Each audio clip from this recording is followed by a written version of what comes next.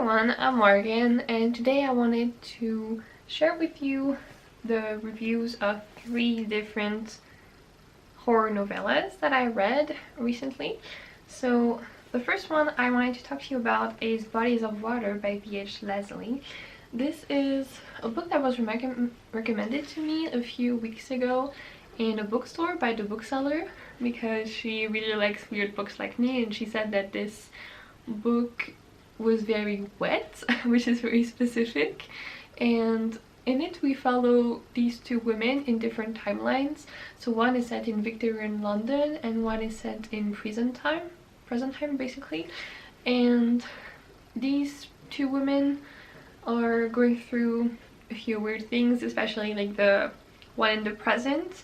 She just moved into this building that hasn't been inhabited in a while, like it has been painted and done again, but she's one of the first tenants, and suddenly like she starts to have like water going to her apartment and a few other things, and the only neighbor that she has also tells her that some things are going on, and there's this river right next to the place she's living in that she keeps seeing things come out of. She keeps seeing this woman next to the river, like walking along sometimes, or just sitting next to the river, and she doesn't feel real, but she's not sure what's happening. And that other woman, so in the past, is in this establishment that does the water cure at the time, and she is there because she is into women, and she has been helping women who are sex workers in that period, and yeah, it's about her life. As the bookseller told me, this was very wet. Like there were many instances where the atmosphere felt very wet and like very specific, and I really like that. This kind of gothic vibe that I got from this story, and also what was happening. So they are performing the water cure, which gets a bit weird at times, and this woman, so in the past, she gets involved with another woman who is also supposed to get the cure, and yeah, it's a whole thing. The only thing that bothered me with this story was like the ending, because it was a case where I thought that the main character didn't act the way she was supposed to. Like she didn't feel like the character I thought she was from the rest of the book, and so that jarred me a bit. But besides that, I did think this was interesting, so it is worth it. Though I'm not sure it was worth like the money I spent on this, because I think it's like a book from a small press, so it's worth a little bit of money. But yeah, still, I think if you can get your hands on it, like from the library or something, it is worth a read.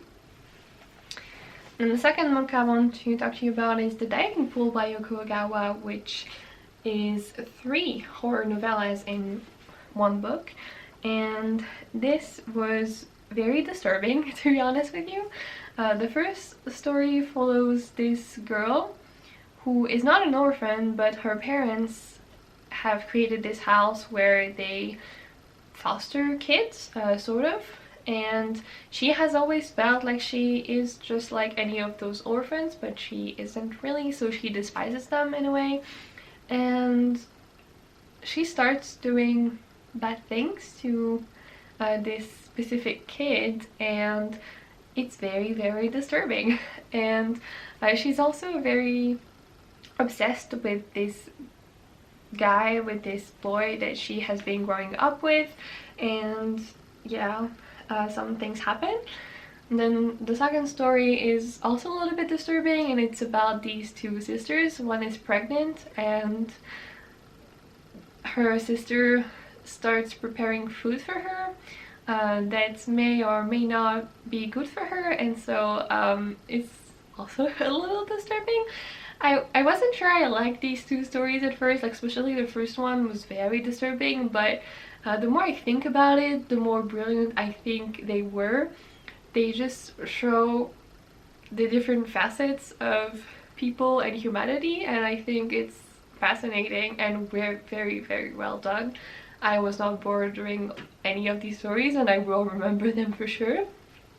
And then the last one reminded me a little bit of Bodies of Water, because we follow this kind of middle-aged woman whose cousin starts living in this building that she also used to live with when she was a student in college, and this place starts to not rot but disappear in a weird way, so it's slightly speculative, and the more the place crumbles, the wetter it gets and some things start appearing. It's very weird and I enjoyed it a lot, so I would highly recommend this novella collection by Yoko Agawa. It was so good, and I will be reading more about Yoko Agawa sometime, hopefully. And then the last one I read was Mapping the Interior by Stephen Graham Jones. I've heard about this author quite a bit, and now I know why, because this was so good. It's about this 12-year-old boy, I think, who starts seeing his father, or so he thinks. His father is dead, and he always sees him at the same time, around like 2:50 a.m. and he needs to make his feet fall asleep to be able to see him, so he keeps trying like many different things to make his feet fall asleep, and it's kind of weird but interesting. And at first he thinks his father is coming back for them, like to spend time with him, but and his family in general, but slowly he starts to realize that he might not be a good presence, and yeah, just the story evolves from there. It's very good and interesting, and I liked